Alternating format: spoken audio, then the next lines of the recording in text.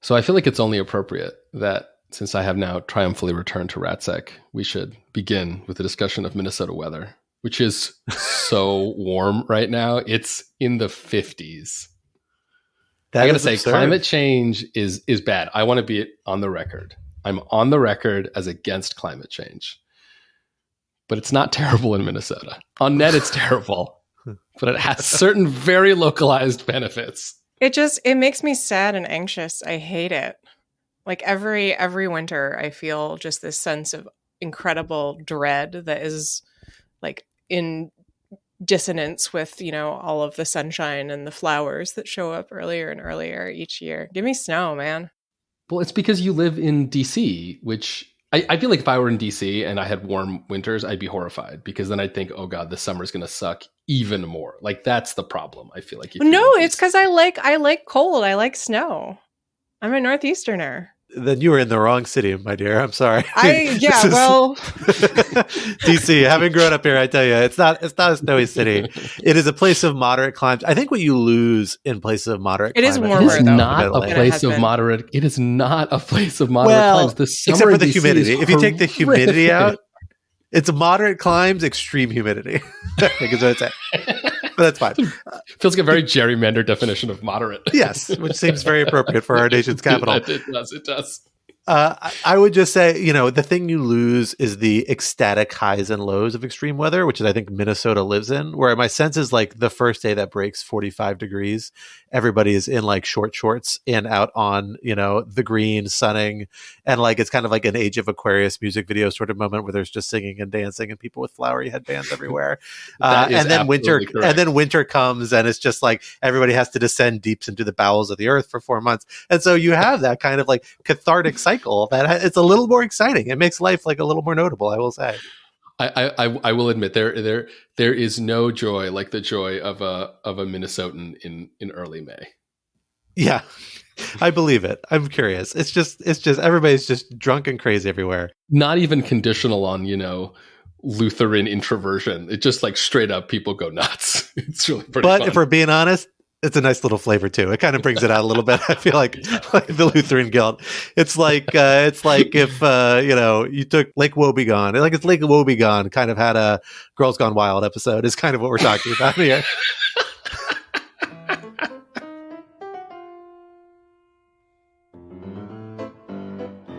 Hello, everyone, and welcome back to Rational Security. I am one of your regular co-hosts, Scott R. Anderson, back here in the virtual studio for the first time in a long time with both of my other regular co-hosts, Alan Rosenstein. Hello, it's so nice to be back. And Quinta Jurecic. Hello. Alan, the prodigal son has returned. Your young has returned to Quinta's eyes, Crosby, Stills, and Nash. Quinta, you can pick whichever one you want to be. That's fine. I think I'm the one with the mustache. I'll just take that one now. We're thrilled to have you back, Alan. Welcome. Thank you. I'm glad to be back. It is great to have you. Are you feeling refreshed? Are you feeling well rested from your long vacation in a tropical locale, I assume? Yeah, exactly. Yeah. Well, since the reason for my departure was the birth of child number 2, I am delighted and extremely tired.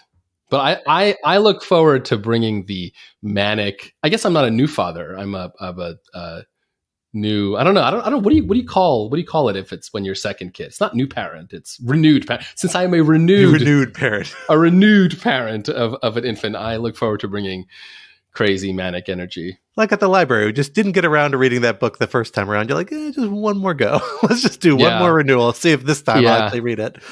Yeah, I will say, what is that joke from, I think it was the importance of being earnest, Oscar Wilde, right? To lose one parent is a tragedy, 2 is a carelessness. I feel like, you have one kid and it's like you get the freebie for the bad judgment, but 2, like you knew what you were getting yourself into. What is the marginal difficulty level? What is it from the 1 to the 2? Because it's a source of much contention.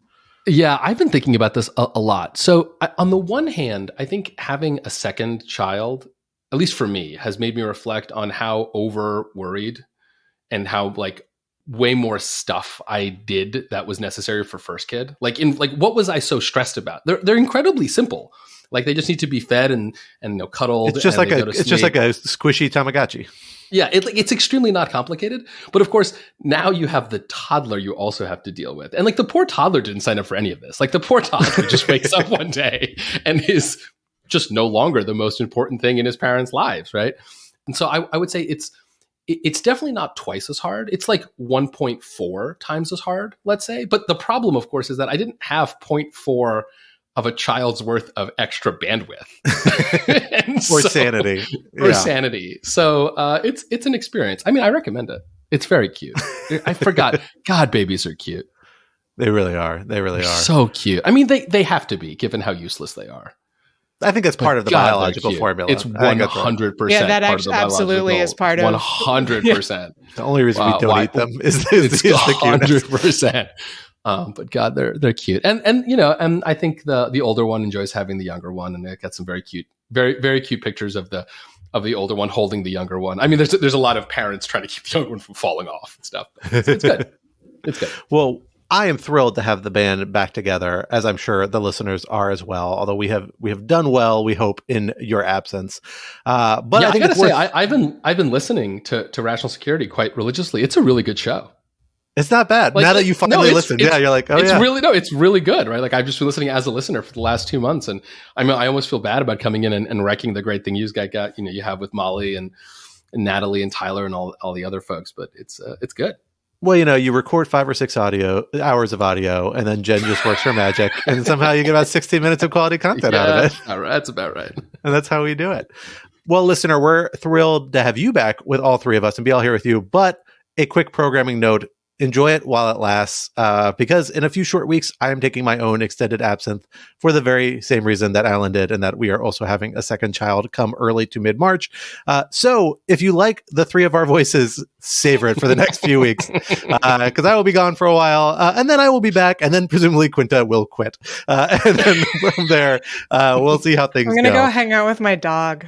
There you go. Exactly. But we will still hopefully be back together imminently afterwards. But for the next few weeks, we have all 3 of us, along with some other members of the Rat Sack friends and family. So we are excited to be back with you for these weeks for what we are calling, in honor of our baby lawfare babies number like 6 and 7, I think, in the few years that I've been here. It's kind of insane. The Fecund season edition, the creepiest possible way to describe that word so much. I do too, but I love it. At the same time, I love it.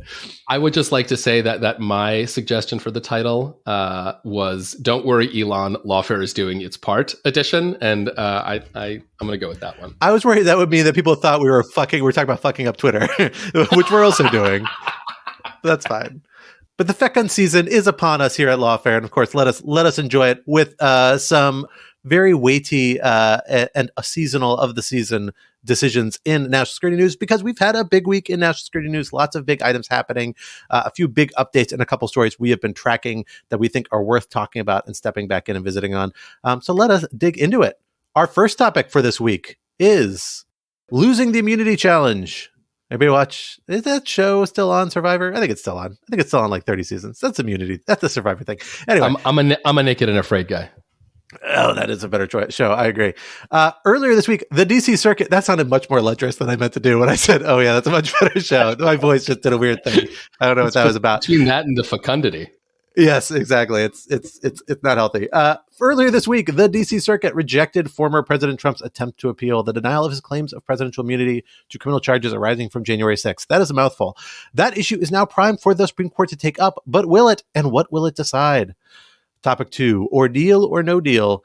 As Israel's military offensive in Gaza continues, the United States is trying to facilitate a short-term hostage deal and a longer-term bargain that would incorporate Israel and Saudi Arabia into a security pact while addressing the Palestinian concerns. How realistic are these proposals, and how might they impact the dynamics of the Gaza conflict? On topic 3, the Shakedown Breakdown. Congressional Republicans who once insisted on tying Ukraine assistance to a border deal have now turned against any effort to hash out a border deal, even as House Republicans have also failed to impeach Homeland Security Secretary Alejandro Mayorkas or to pass their own standalone assistance bill for Israel. Where does this all leave aid for Ukraine, and what ramifications will this congressional dysfunction have moving forward? For our first topic, Alan, let me hand it over to you.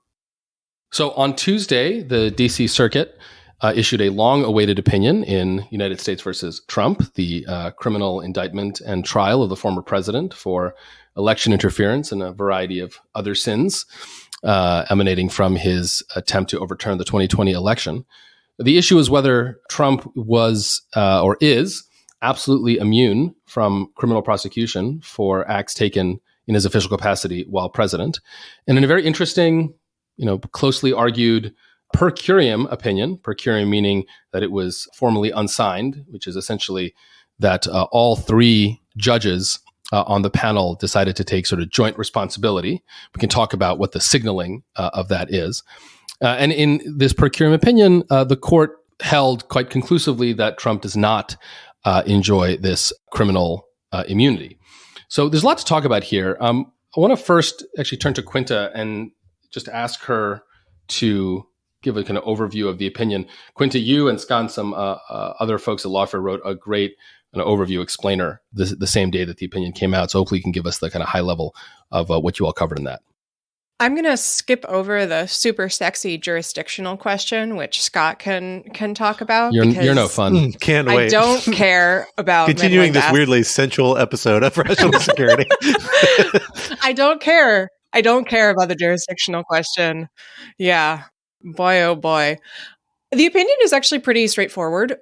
So Trump essentially made three main arguments, and I'll just kind of go through them each in turn. So the first is that separation of powers concerns bar courts from reviewing official presidential actions. And for this, Trump relied on Marbury versus Madison. It's a good sign when that's what you're basing your argument on. And the court was not impressed by this. I think we can say fairly that this was sort of the pet issue of Judge Karen LaCraft Henderson during oral argument. She really went in on this, and this section of the opinion sort of reflects the considerations that she was weighing during arguments. The very short version, without going into the details on Marbury, is essentially that there's not a separation of powers issue here because Trump has allegedly broken a law passed by Congress and breached his constitutional obligations. And under Marbury, the judiciary has the ability to review those actions. The next argument is that there are sort of functional policy considerations that are important for keeping the executive branch running that rely on criminal immunity for former presidents. Basically, the argument being, if you don't allow this immunity, then everyone will be scared of being prosecuted after they leave office, and they'll never do anything. Again, the court was not particularly impressed, reasoning both that, first off, past presidents have been laboring under the assumption that they didn't have immunity, and it doesn't seem to have caused them a huge amount of problems. And second off, that the interests in the opposing direction, the interests of the public and of the executive branch in prosecuting this case, are sufficiently weighty that they outweigh any interest on the part of former presidents voiced here by Trump, insofar as the public has an interest in the enforcement of the criminal law, as does the executive branch, and also that the conduct at issue here on Trump's behalf is something that was explicitly aimed at overturning the votes of the public and of obviating what the court positions as sort of the last biggest check on the executive branch, which is losing an election. Then that brings us to the third argument, which is kind of this technical argument about the impeachment judgment clause. So the very short version is that the clause says that if you are convicted in an impeachment proceeding, you can still be tried criminally afterwards. Trump tries to draw a negative inference of that and says, aha, but I was acquitted in my impeachment proceeding over January 6th. Therefore, I cannot now be prosecuted. And the court basically says, and this is following some reasoning set out during oral argument in questioning by Judge Florence Pan, nice try. This is sort of too cute by half. It's not in line with the text of the clause, with the relevant constitutional history, and also it sort of ends up arguing against Trump because there's an admission here that, okay, well, if you do allow prosecution, if you have been convicted in an impeachment proceeding, then that means that there isn't the kind of absolute all-encompassing immunity that Trump is arguing for. That's, again, the very, very short version. I think what was notable to me here is that, as you said, we did get a per curiam opinion. The court is really speaking with one voice. And they did move quickly. I was among those who criticized them for dragging their feet, and I actually will hold to that criticism. I do think that they could have moved more quickly, and given that the clock is ticking toward November, the loss of an additional month is potentially a problem. But it's a very strong opinion. They clearly did a lot of work to sort of speak with one voice and try to put something together that could potentially allow the Supreme Court to decline to grant cert and just kind of leave the matter here. So that's the kind of opinion itself. Scott, I think just as interesting as the opinion is the judgment part, right? The kind of order to the lower court and to the parties as to what to do. And it's usually not something we care all that much about with these opinions, but this is, I think, an exception. So what's in this judgment, and can you do the calendar math gaming out for us, if you will?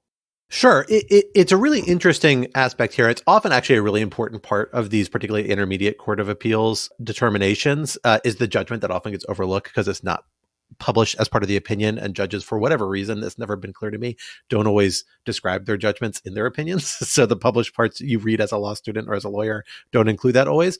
What they did here is really novel and interesting as far as I can tell. They basically said, okay, we are going to stay the mandate. That means that we're not going to allow the district court to continue with the criminal trial that this was an appeal from through February 12th. So basically a little less than a week.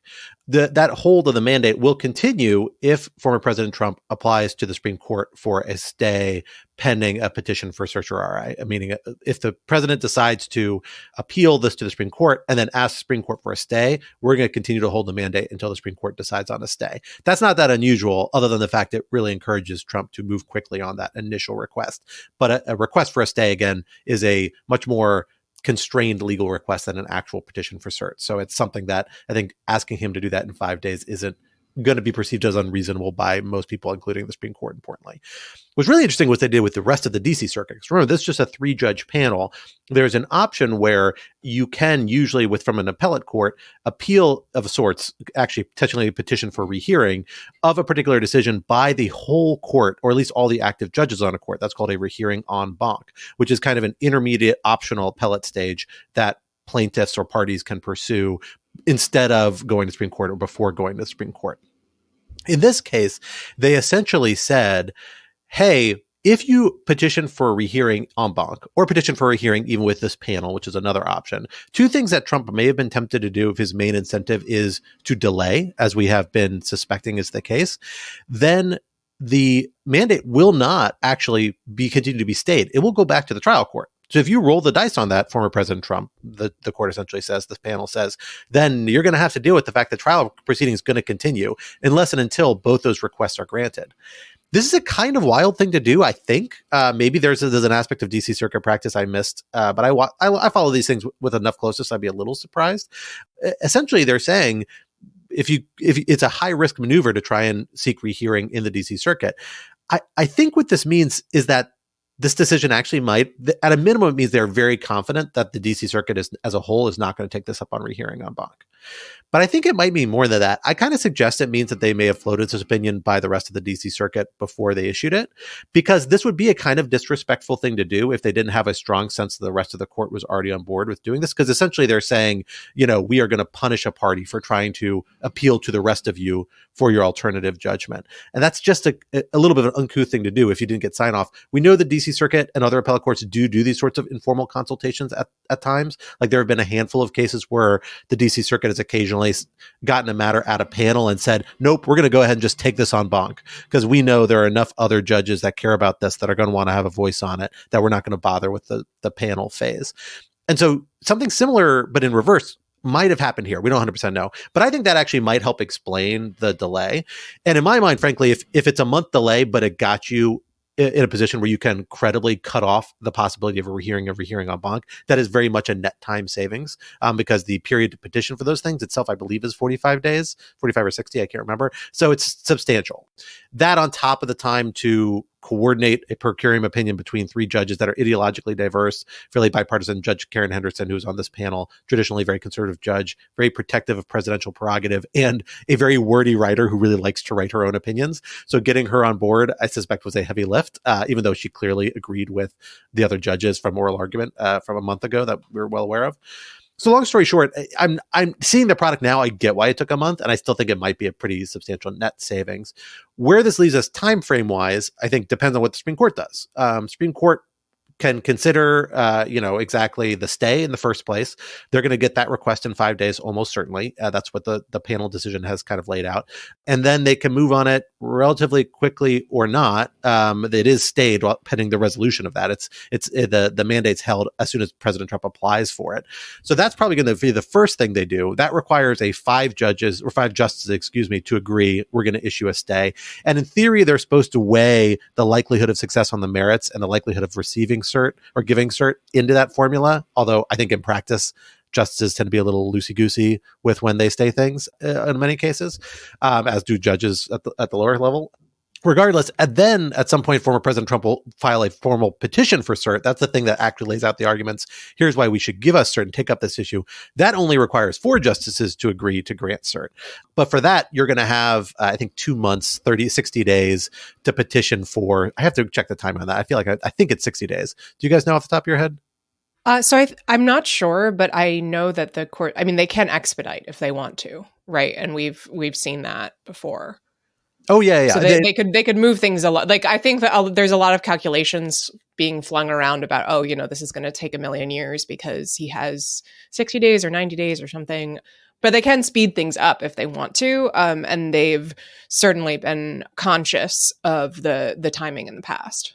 Yeah, it's possible. I don't think we really know. We know that traditionally under the conventional rules, former President Trump has a certain period of time, I believe it's 60 days, to petition for cert. So in theory, you can run down the clock on that, barring some pressure from one direction or another that we haven't seen come into play yet. Then the Supreme Court's going to have to decide on it.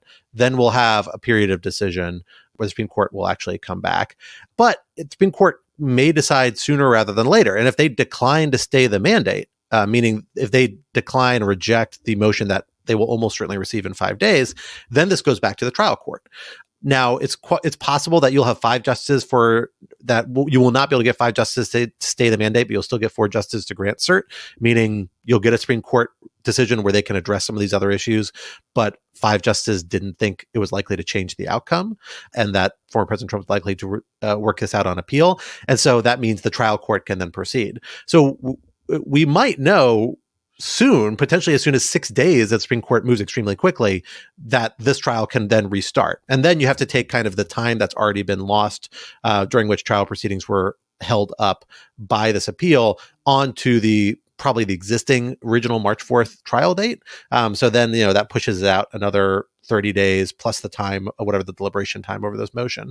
I think if you do all the math, basically there's different estimates all over the place, and frankly they're all kind of phantom numbers, but realistically I think the earliest we would get a decision would be sometime over the summer, meaning a final trial decision if everything goes this way. It could be towards the earlier side of the summer, but I think that's about right. And the trial could start in May, I think, would probably be the earliest realistically.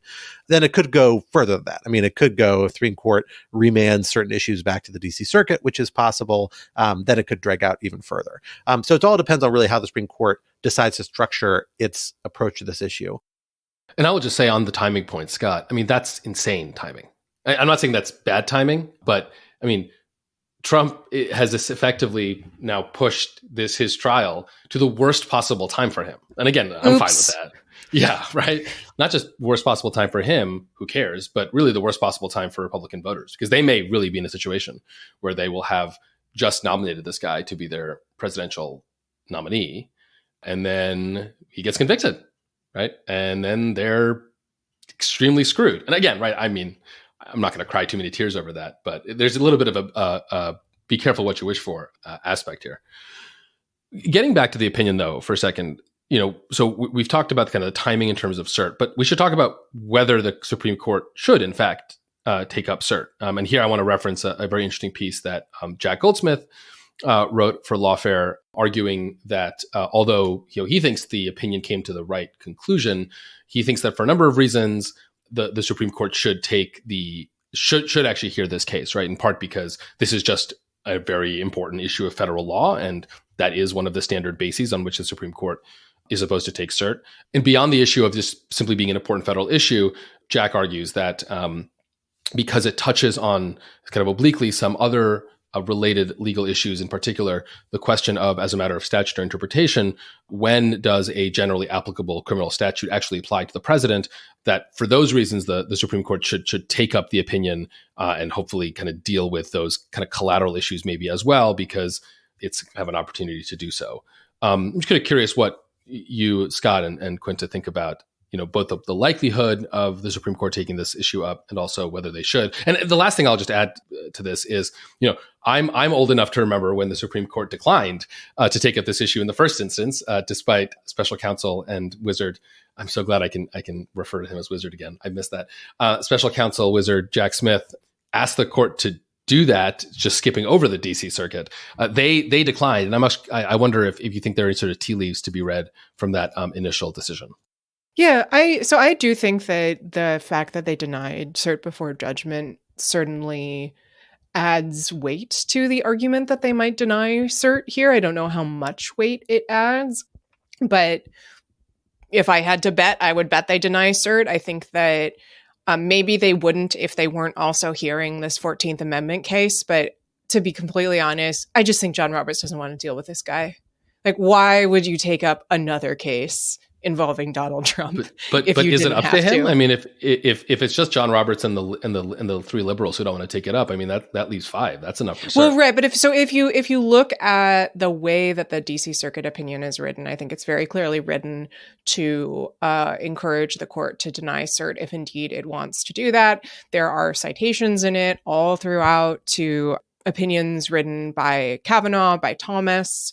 There's a hilarious paragraph where the court there essentially goes through different cases in which appeals courts have ruled on efforts to secure judicial criminal immunity. And what you see if you look at that, and thanks to someone who pointed this out to me on social media, is in italics the little words cert denied, cert denied, cert denied, cert denied.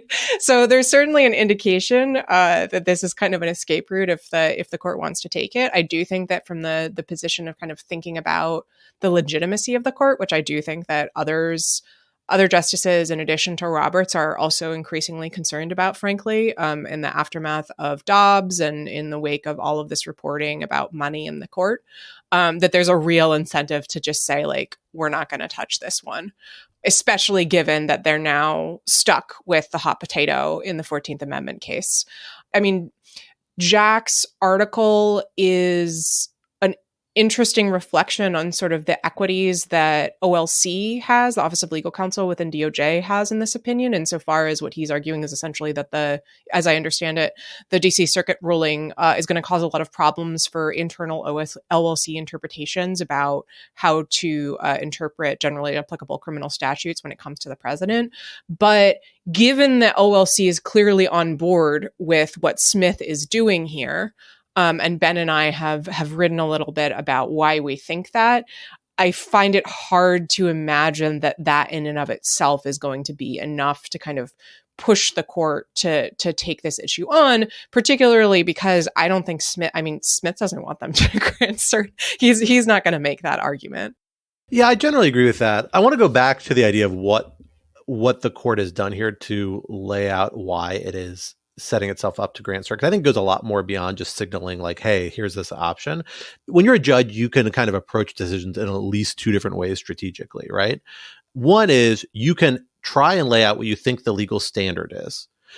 That can be good because it lets you say, here's how I think these cases, this category of cases like this should be resolved, and lay down a clear rule saying, here's exactly how the different principles and equities to be involved. And this is the sort of thing that frankly, like judges get in the business to do, right? Like you want to have your name called like, the something principle, the Kavanaugh principle, the Kavanaugh standard, or whatever the judge's name is, because, or like write a seminal case that defines that standard. Cause like that's the ultimate work of a judge. And when you're an appellate court, judge, that's your hope, is that like you write an opinion that gets taken up by the Supreme Court and made, this is the standard, you get credit for it, like Lawrence Silberman has for many years, and Olson and or a number of other examples like that. That's very much not what this court did at all. Instead, what they did, basically, they said, we're rejecting the proposition that former President Trump put forward that presidents are categorically immune for official acts. And then they say, and we accept the possibility that presidents may be immune for certain other types of criminal conduct, but it makes no sense when you're talking about things related to the 2020 election. Between those two things is a vast terrain on which the Supreme Court justices are free to project whatever standard they like. And by denying cert, they are not allowing an opinion to stand that is not inconsistent with any of those standards, meaning that they are actually not letting really problematic case law lie, because the case law avoids drawing any sort of standard or line that justices might find objectionable or take issue with, and force them in their mind to draw an alternative line. So it becomes an opinion that, frankly, is like a lot more less satisfying, probably for judges, frankly, less satisfying for people who are going to have to deal with similar circumstances in the future that aren't closely bound to the facts of this case. But I think it becomes a lot easier for a ideologically conflicted and, frankly, like hard to read on this issue set of justices on the Supreme Court to say, nah, let's let this one lie. Because while we might like have our own ideas about how we would deal with this scenario, what they say is not fundamentally wrong or objectionable, even if we feel like it's an incomplete picture. And for the other reasons that Quinta noted, the legitimacy reasons, the fact that they have a loaded docket with these cases already, they're also waiting to hear for a likely appeal in Blasingame, the civil immunity sort of companion to this case. I think on the 15th, if I recall correctly, that's due. So like they have a lot of issues involving Trump before it. And also fundamentally, like Trump's arguments here are weak. No one thinks they are persuasive. They are very bold, exaggerated constitutional claims. And while there may be some inkling in there where people say, well, there should be immunity here and there, I don't think many people find it persuasive in this particular context. I don't think that many justices are likely to either. And so with all those factors combined, it might be one that they're happy to let the DC Circuit have, just as they did when they first considered the issue in December. So that's where my money is on this. Although I would not go so far as to say it's a sure thing. It's an unpredictable set of variables with an unpredictable set of people. But if I had to put money on it, that's where I would put my money. Speaking of things that Donald Trump could make worse, how's that transition? That's good. Actually, so we've been hearing news about ongoing negotiations between Israel and Hamas about a possible cessation in hostilities and exchange of hostages. This is mediated by Egypt and Qatar. Who else? And recently, Secretary of State Tony Blinken has been getting in on the action as well. It's also worth noting that, this is coming at a pretty rough time for the Israeli government politically. There's some reporting that the New York Times had out about how, according to the government, a fifth of the hostages that remain in Gaza are likely dead or certainly dead. There's a pretty astonishing statistic there that only one hostage has been successfully rescued by an Israeli rescue operation rather than through an exchange. And there's been increasing unrest, I think it's fair to say, among Israelis and within the Israeli government, within the war cabinet, on the government's failure to secure the release of hostages. So, Scott, I turn, of course, to you. What do you make of these negotiations, and what is on the table here? It seems to be changing pretty quickly. So keep in mind, listener, we're recording this on Wednesday morning, but what are the different proposals on offer? Sure. What we have right now is kind of the counter proposal by Hamas. I don't think we have the full contours of all the different deals, but Hamas has kind of come back through interlocutories with primarily the Qatari government, although Egypt has been involved as well, and said essentially, look, we want a complete withdrawal of Israeli troops. We want a ceasefire for 4 months, 135 days. We want to see reconstruction of Gaza in a particular window. They are essentially extending the negotiations beyond just the parameters of the conflict to the broader Palestinian question. And if you buy into one set of logic about why Hamas did what it did on October 7th in pursuing such a horrendous massacre, this feeds into that theory. The idea was that, look, the leverage that Palestinians have, or that we feel like we have as a group concerned with Palestinian issues, is violence. And by committing violence, that's the only, and threatening it credibly, like that's how we're going to get leverage in this particular action or this particular negotiations. And we now have that leverage, and we're going to use it to try and advance a variety of goals across different platforms. I think that might be a little generous to Hamas, also because this is just their counteroffer. We will see where it goes. It's far from clear to me that Hamas comes out of this conflict in a better position than it went into it, when it was essentially governing Gaza and had been in a relatively stable status quo. And that is just no longer the case now. A part of the deal also that Gaza is urging for is a return to kind of a 2002 status quo. That's a return to a period where you saw a motion towards Palestinian autonomy, movement towards Palestinian elections that really haven't happened in many, many years now. The PA has been in power based off elections that happened in 2006, 2007, almost entirely. There's been some little actions between now and then, but it's really not a democratic government at this point, if it ever was, despite having some ties to early elections. And they seem to be suggesting, no, we want to go back to a period where there was this trajectory there. And importantly, there was still a role for Hamas in the Palestinian political there was not a broader international effort to kind of force it out of the Palestinian politics because of its ultra-violent views towards Israel and Israeli statehood. That's all going to be too big an ask. Like, these terms are not going to get bought into. And now we're going to see where the counteroffer is, which I'm guessing is going to look a lot narrower from the Israelis if we get a firm counteroffer, and exactly what the leverage is here. And the fact that, you have only a limited number of hostages who are still living, which is a really tragic event, limits Hamas's leverage. Like, traditionally, hostages have been a real source of leverage, but the Israeli government hasn't treated them that way this time, in a way that I'm wondering whether we're going to see a public reckoning about at some point. We have to bear in mind, like, a lot of these Israeli hostages who have died were probably killed by Israeli military operations. We know Israeli military operations have had a high rate of civilian casualty. They have been criticized, but no one disputes, whether it's right or wrong, no one disputes that it's happening, that they're using large ordnance munitions and taking a lot of actions that are not terribly precise. They're collapsing tunnel complexes, they're blowing up buildings, and all these things are places where hostages are probably being held. So I don't know how the Israeli public's going to react to that when you start seeing the details of that. We've seen one high-profile incident where a number of hostages were killed by Israeli troops after waving a white flag. That, frankly, should be a really troubling alarm bell about Israeli military practices. But I think it's one incident is easier to write off and say, well, this was a set of soldiers that exercised bad judgment in the field. But I am curious what the after action reports are going to be as they find out exactly why more and more of these hostages were killed. And I suspect it's going to be a really difficult issue for the Israeli politic to wrestle with, is the fact that, like, their own military campaign probably killed a lot of these hostages that was kind of the purpose of the military campaign in a lot of ways, and that have traditionally at least been a major focus of Israeli national attention. Hostages have always been a major priority for them. And that appears to have really been traded away at this point by the Netanyahu government and by the wartime coalition that's kind of de facto heading up the military operation. I mean, the only thing I would just add to that is, and I think this last point that you just mentioned, it's not just the Netanyahu government, right? It's the Netanyahu government and the war cabinet, right? And the war cabinet is very different from the Netanyahu government, in that the war cabinet is meant to be much more bipartisan. And I think that's what's so striking, right? There's a lot of suspicion, and I think correct, that Netanyahu is trying to stall for time, because the moment the war ends, he has to resign. And the moment he resigns, he gets indicted or re-indicted, or I've lost the plot on that particular side of Israeli politics.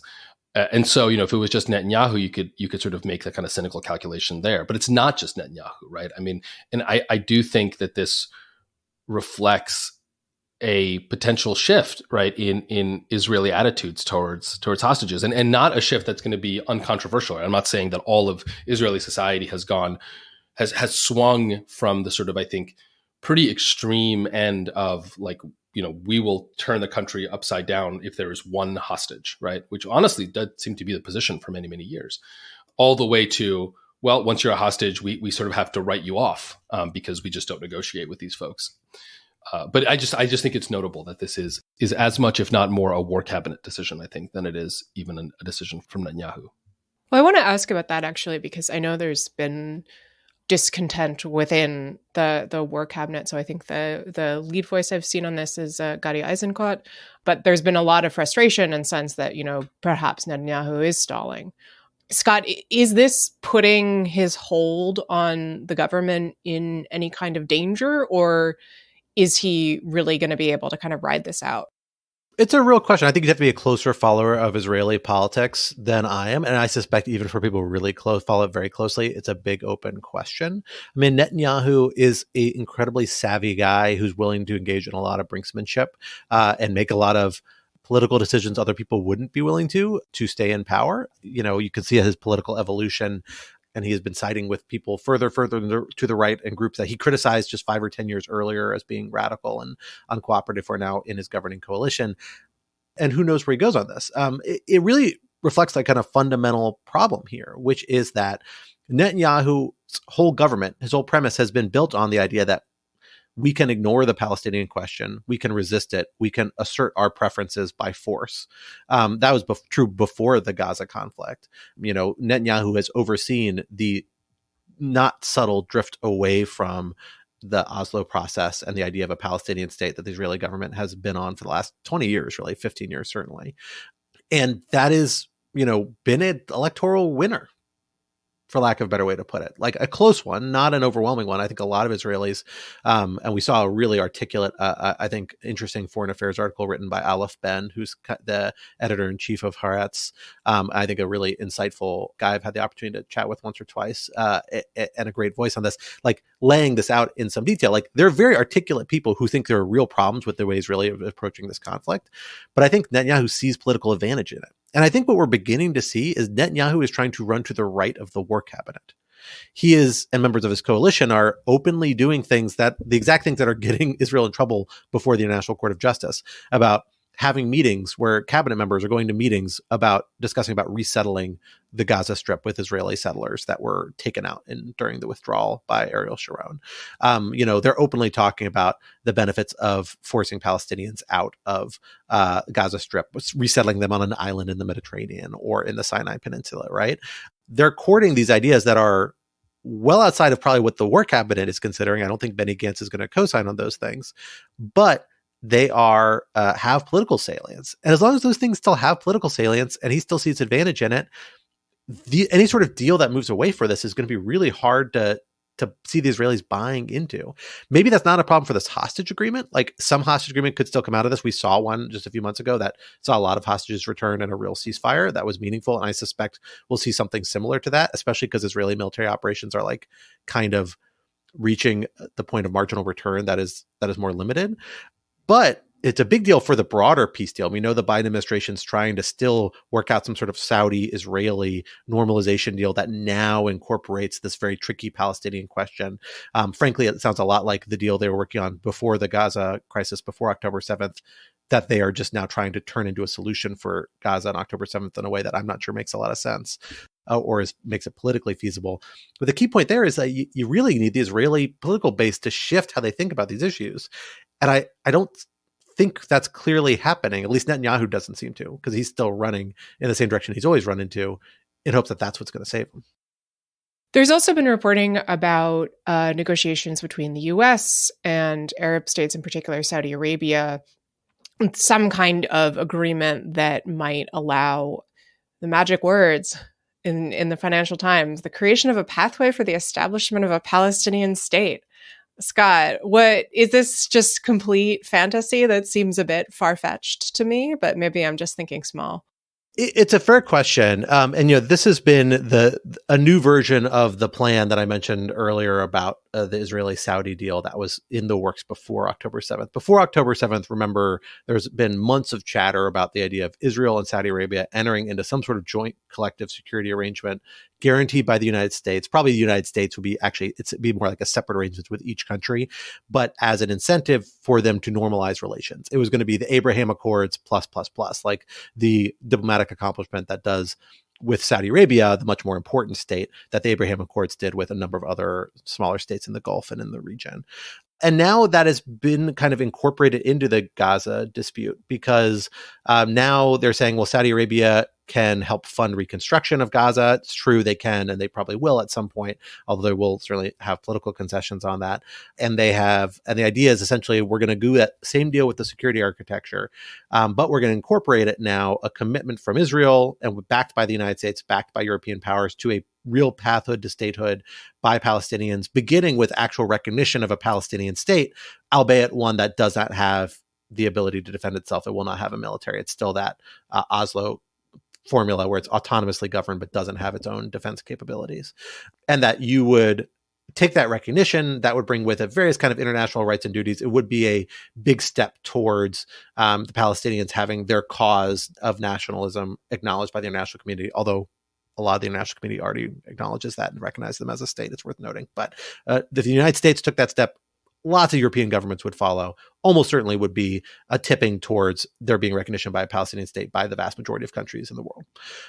What that means then in the long run, though, is at this point, the Saudis have said none of this can happen until we have a ceasefire on the ground in Gaza, and an enduring ceasefire, essentially an end of military operations. I don't know if that's going to go so far as like an end of all operations against Hamas, but you can't have what's happening in Gaza now, and it has been happening for the last few months of this widespread occupation.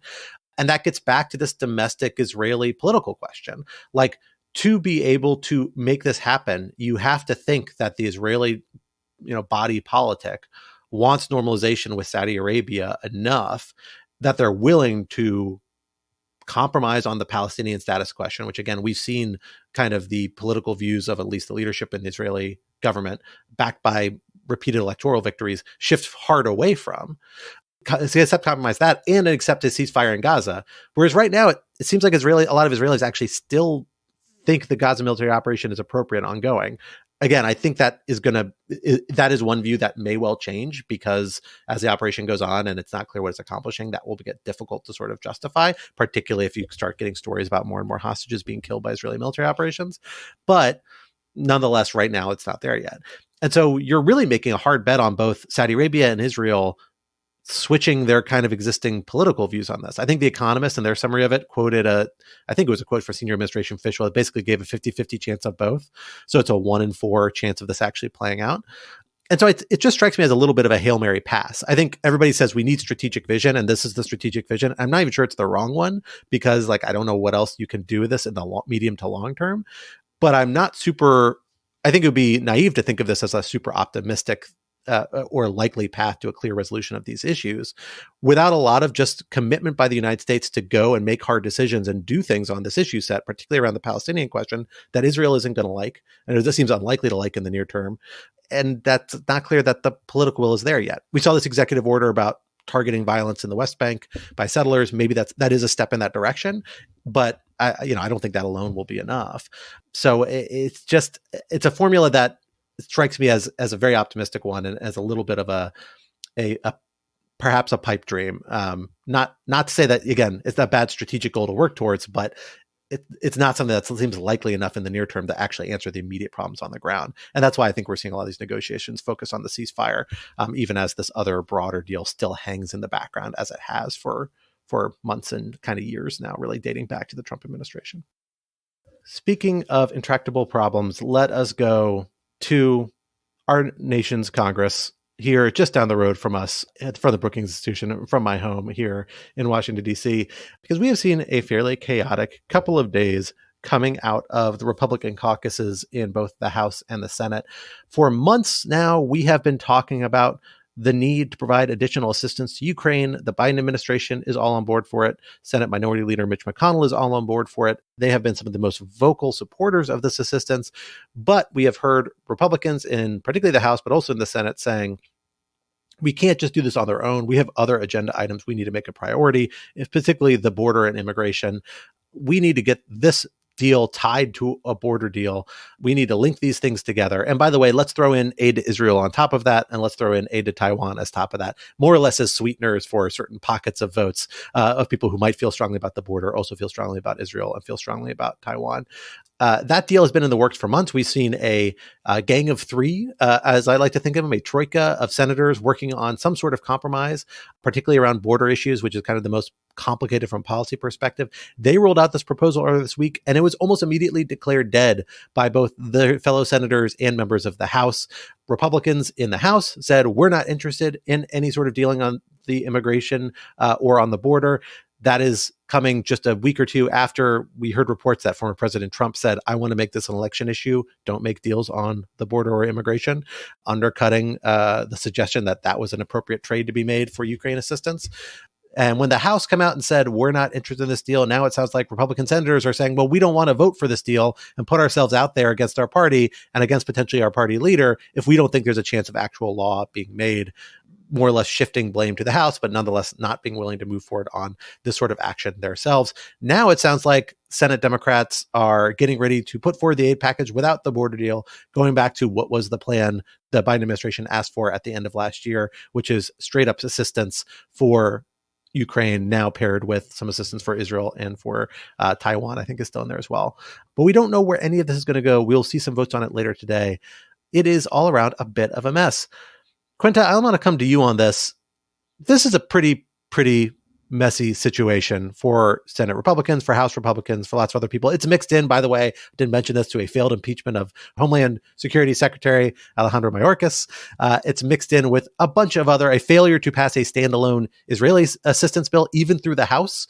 It is just a mess. What do you make of it? What should we be taking as the takeaway about this? Is this about the challenges of immigration law? Is this about the dysfunction of Republicans in the Congress? Like, who is to blame for all of this? What explains this weird pattern of conduct, and where is it going to lead?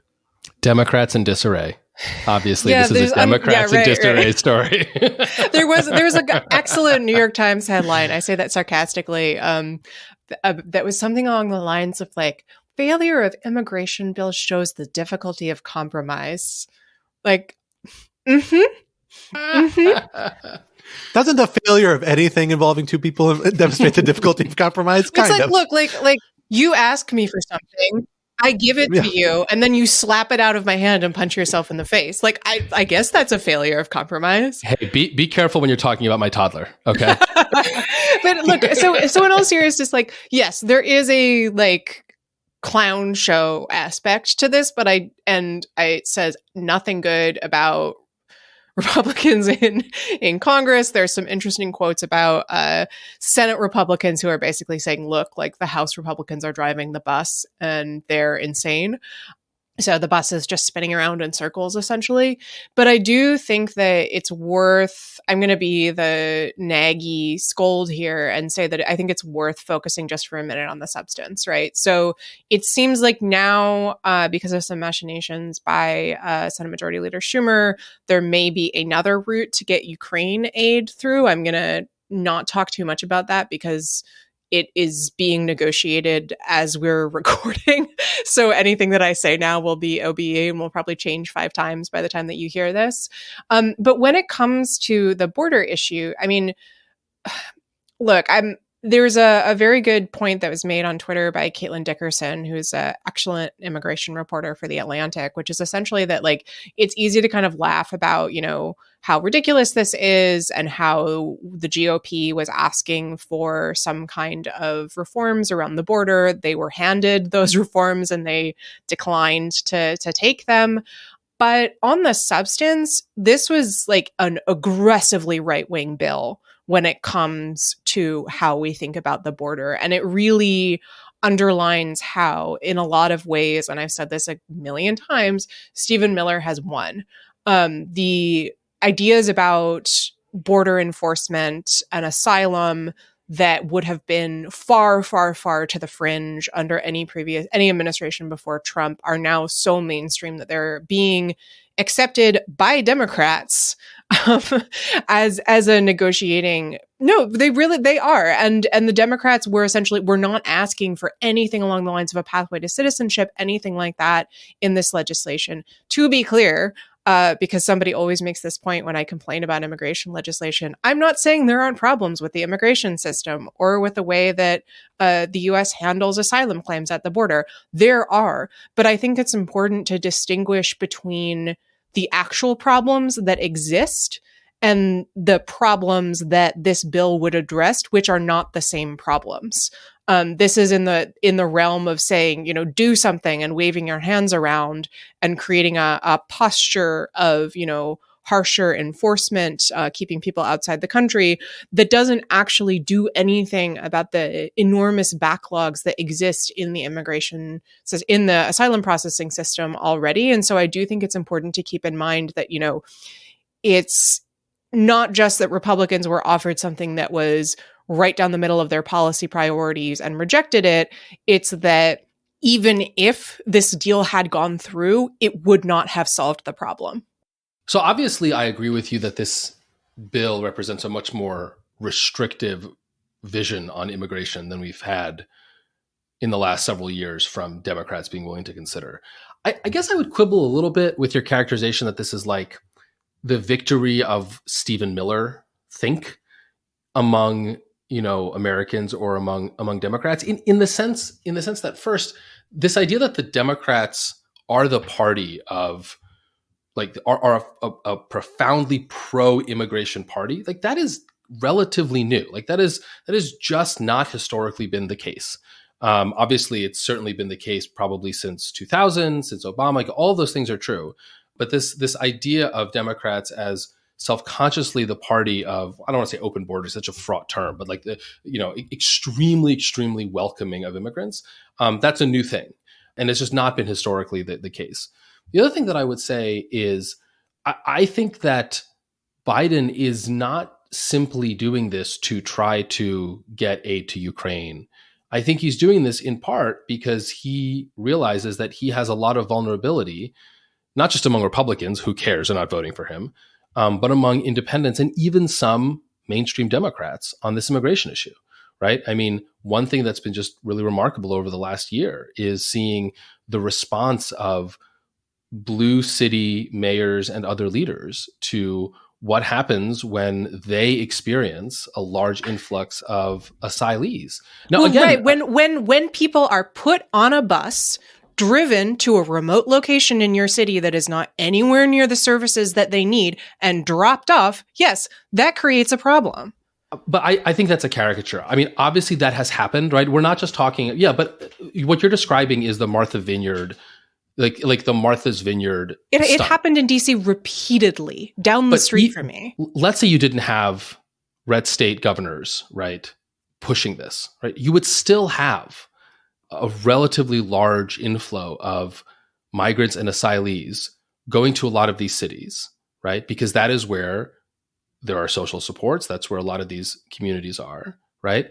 And I think what we've seen is that people, not just Republicans, but also many Democrats, are much more supportive of very open and generous asylum policies in the abstract, and much less so, not exclusively so, but much less so when they're faced with the actual logistics of dealing with that. And so, I think that this is Biden also, frankly, taking a political gamble that a more restrictionary view on immigration is, frankly, politically beneficial to him among his own constituents. You don't have to agree with that.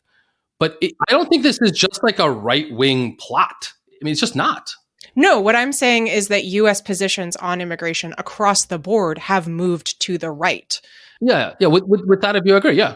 Yeah. So, okay. So that's what I'm saying. And I also think that the fact that the Democratic Party and people generally are so willing to retreat into a posture in which a border is some kind of inviolable concept that cannot be crossed is repulsive and sad, frankly. Like, I think that there is a extent to which we flatten this into a sort of, horse trading politics. The Democrats have clearly decided that that's good politics. I'm not a pollster. I can't evaluate that. But I worry a great deal about the extent to which the populist backlash over the last few years has led to a overall rejection of, frankly, the post-war ideal of, a right to have rights that is shared by every person, regardless of where you are on the map. I guess so. And so look, philosophically speaking, I'm very much sympathetic to you. But I think that this kind of binary is not that helpful, because you're going to have to draw some line somewhere, right? I mean, let's just zoom out for a second from this particular issue, right? consider climate migration, right? And people, I think, having a very plausible asylum case when, their homeland becomes uninhabitable because of climate change, and that causes all sorts of violence and stuff like that, right? You're dealing with potentially tens, if not hundreds of millions of people doing migration over the next 2 decades, let's say, right? And I think when the United States, not just red states, but blue states as well, are faced with that reality, right? Let me put it this way, responding to those people's concerns with, yeah, but there's this post-war consensus that people have rights to asylum is not going to be effective. And you're going to have to draw some lines that you may find extremely distasteful, but I guess I'm not sure practically what the solution is. Like, I just don't think this is a winning or realistic policy proposal for those folks who, again, I include myself on this, generally would like a lot more immigration, including asylum, but I just don't see it working. I think we're talking past each other a little bit on this, but I do think there's an underlying point that I think Quintus makes is very valid. I suspect you'll agree with Alan, which is that the issue here that we're seeing is being framed as asylum as fundamentally being the problem, as the idea that we can have a process that complies with these humanitarian instincts that are informing our, refugee conventions and the variety of other international and domestic laws that are supposed to be guaranteeing humane treatment for people who are fleeing the United States necessarily. The assumption has been in the past, the idea has been in the past, we can do things to address the border crisis without really having to fundamentally compromise those. But I do think there has been a move. I don't think it actually begins with Stephen Miller. That's the part I think he's as much symptomatic as he is a cause. But nonetheless, there has been a shift over the last 10 years, 15 years of people being increasingly willing to say, there's just no good way to do asylum. We just got to start cutting back the routes to do it. Now, it's not fair to say, I don't think that the Democrats have gone as far as Stephen Miller, certainly, or even most Republicans to whom Stephen Miller is to the right on this issue set. Like, even in this latest deal, there were certain carve-outs of higher thresholds and procedures for particularly vulnerable populations, although whether those align with like the full universe of people who are supposed to be getting protective treatment is an open question, but at least, separated children, people who are at imminent risk of violence or public health risks, things like that, they had carve-outs for that were fought for by Senator Murphy and people involved in this process as a condition of accepting a cutoff of asylum, which is what this would have done. Essentially, the immigration deal, its main mechanism would have said, after a certain point, if you get X number of people across the border in a given time period, either as a discretionary basis or on a mandatory basis, if it gets a certain threshold, the border's cut down. No more people coming across. Asylum be damned. I do think that's actually a fundamentally problematic framing to say, like, oh, we can shift the burden of this onto the most vulnerable foreign populations. And it is horse trading, right? Like, it is political horse trading. That's absolutely right. But so would be, frankly, if the Biden administration say, sorry, Ukraine, we're done. And we're not willing to do that. We're willing to say, and correctly, I think, I will say, like, Ukrainians deserve support and need support and should have it. And that's in our interest. But I also think there's something in our interest to preserving fundamentally this idea that there should be conduits for people who genuinely have need. And that means finding a better way to do asylum, not framing asylum as the problem. But that latter framing is what people have bought into. Now, you may be able to justify it as a temporary basis, as a necessary basis to address the crisis, as a politically expedient basis. And I don't even think those are fundamentally wrong. But it is the shift that we've seen. And frankly, it's been the Biden administration's approach from the outset. Like, we saw the border team that came in with the Biden administration resign in the first few months they were in office, right? Like, it has been pretty clear from the outset this was a space that they weren't going to pull political fights on. And maybe they have to do it that way. Politics is hard. Like, I'm the first person to subscribe that. And like, nothing's perfect. And I get that.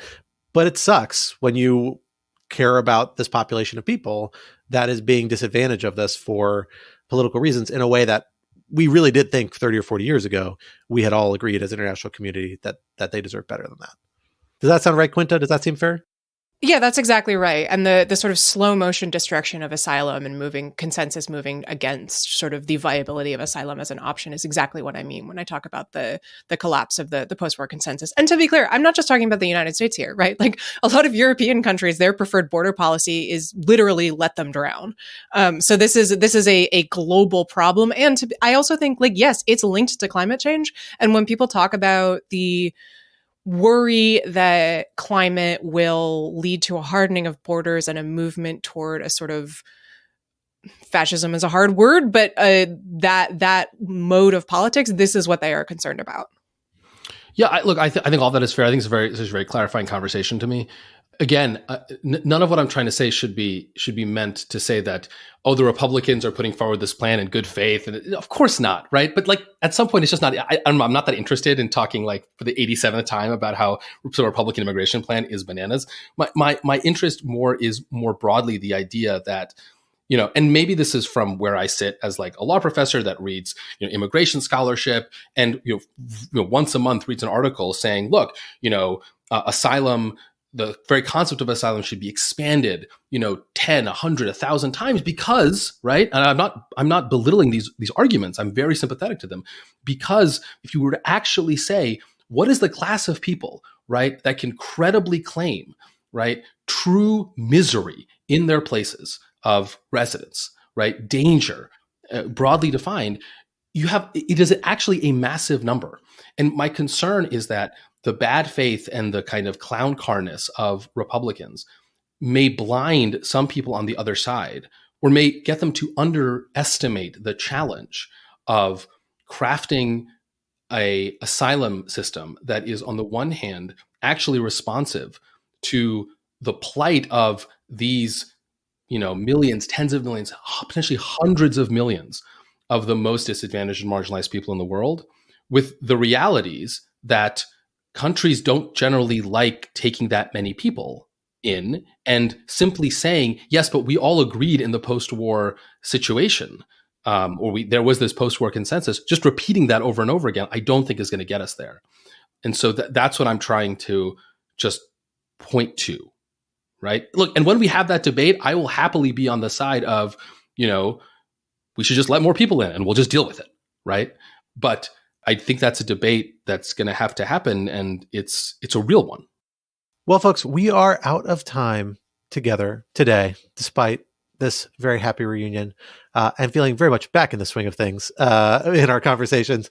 But this would not be Rouse's Greedy if we did not leave you with some object lessons to ponder over in the week to come. Alan, what do you have for us this week? Guys, I have a Substack. I did it. I finally did it. I feel like there should be like a sad trombone. You hero. Exactly. You finally pulled the trigger to set up a Substack. I did some real contemplation. I did a lot of journaling, and I decided that what the world needs right now is one more Substack. Here's what I'll say as a member of the leadership team of Lawfare. Here's what Lawfare needs: more of its authors to start publishing in other places on Substack. Look, so here's I have two reasons to have this Substack. One reason is that 6 months ago, my amazing wife, who is this like wordplay pun savant, just came up with such a good title if I were to ever start a Substack, which is The Rosy Outlook. And it just seemed like such a waste not to use that.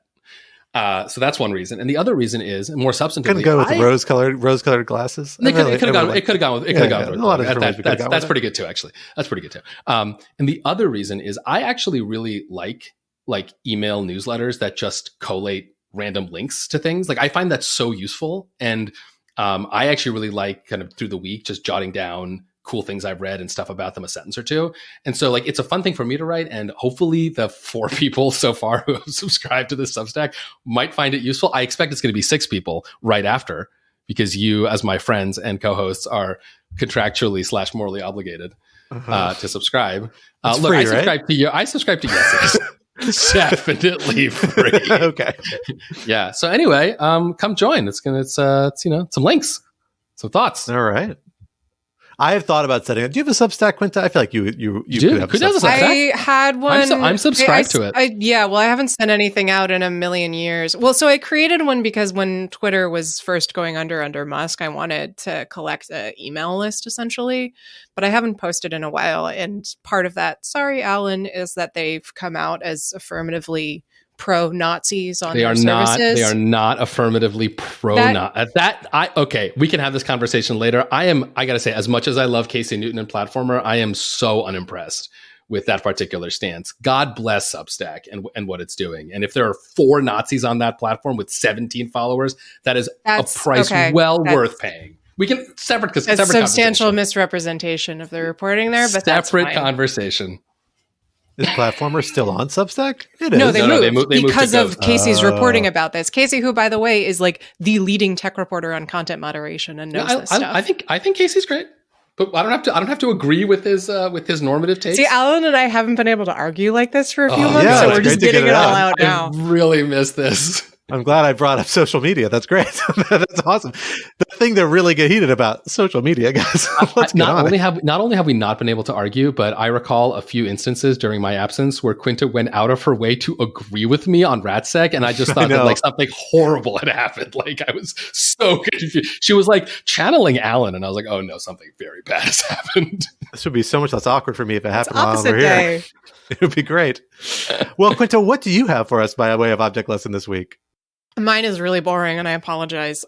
So tomorrow, when you listen to this, the Supreme Court will be in the midst of, or will have finished, oral arguments in Trump v. Anderson, the 14th Amendment disqualification case. So I've been all 14th Amendment all the time. And as part of reading up, I've been reading Mark Graber's book on the 14th Amendment. It is actually the first book in a planned series, but there's only one so far. It's called Punish Treason, Reward Loyalty. And the thesis, as far as I understand it, is essentially that the original design of the 14th Amendment, including Section 3, was much more focused on essentially ensuring partisan Republican control of the government and ensuring that loyal unionists were allowed in positions of political power and were protected than is acknowledged today. So that leads to some interesting outcomes in terms of how you think about the 14th Amendment. One of them is that it does mean that, the way that we think about Section 3 should perhaps be pretty expansive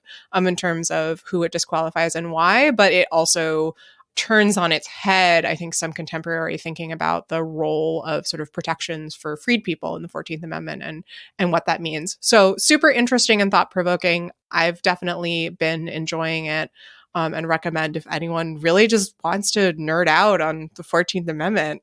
Yeah, let's do it. I think you have a lot of company this week on that particular mission. Unfortunately, yes. Yeah. But that's okay. I think you're going to have the whole All Fair office with you tomorrow, as I have also been digging through a bunch of amicus briefs this week and regretting my choices, to say the least. Well, for my object lesson this week, I have something from the annals of social media myself. I'm not a big social media guy. I'm not gonna lie. I find it mostly annoying and detached from it from Twitter, at least back before it was cool. Although now I feel like I've gone too far. I may try and use my paternity leave to like re-engage a little bit or figure out what the new social media platform for me and my experience is. But I do miss the occasional kind of moment that pops up where you see a great kind of like cultural sliver or cultural spark light a wildfire. And that happened this past week or perhaps the week before, I can't remember, on Twitter when a user named James Holzhauer, who evidently is quite famous. I did not know who he was, but he's a professional gambler and game show contestant, tweeted out the sentence, "Who got that one Jeopardy clip?" and led to an amazing sequence of people tagging him in thousands of Jeopardy clips that are all hilarious and or amazing in different regards. And I have spent multiple hours, usually in the middle of the night when my son won't let me sleep, looking at and reading and watching these videos and listening to them. They are amazing. There are so many good ones because Jeopardy was just on the air for so long. And I, as a kid who grew up raised mostly by television, and particularly public television, because my parents did not have cable, I watched so much Jeopardy back in the day, and I remember a few of these, only now I kind of get them in context. It's kind of amazing. Other ones I'm just shocked to see. They're great. The one in particular I will say, which I'm not going to describe because it's a little vulgar, but is a woman who makes either the filthiest, the most hilarious joke in her introduction with Alex Trebek, or says something so vulgar and hilarious and does not even realize it because she's got the most stone cold execution you have ever seen. It is hilarious. One of the best things I have ever seen on the internet. I think it's phenomenal. So check out this whole thread and that clip in particular. It is so worth it. Just to be clear, though, the best Jeopardy is obviously SNL Celebrity Jeopardy. Like, without question. You know, I like those bits. They're fine. Some of these clips honestly rival them for how hilarious they are. Really? Like, because they're so good. I'll never get over name this continent Asia. By far the biggest clip one, this is not the one I was talking about. It is also a little bit dirty, but I am going to say it. And is the most retweeted one of these was a guy who said, has a screen capture of somebody on his screen where on Jeopardy they write their name on, you know, on the little blue screen with the white marker. And he says, the night before he got on the show, I showed this guy how to write his name so it looked like a penis on a bar napkin, and he actually did it.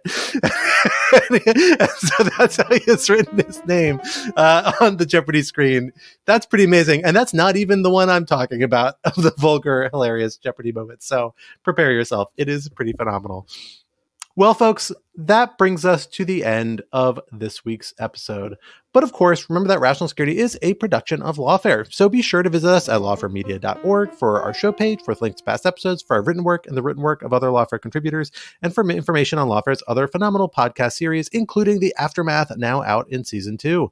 And be sure to follow us on Twitter or X at RATL Security, and be sure to leave a rating or review wherever you might be listening. In addition, sign up to become a material supporter of Lawfare on Patreon for an ad-free version of this podcast and other special benefits. Our audio engineer and producer this week was Noam Osband of Goat Rodeo, and our music, as always, was performed by Sophia Yan. We are once again edited by the wonderful Jen Patja Howell.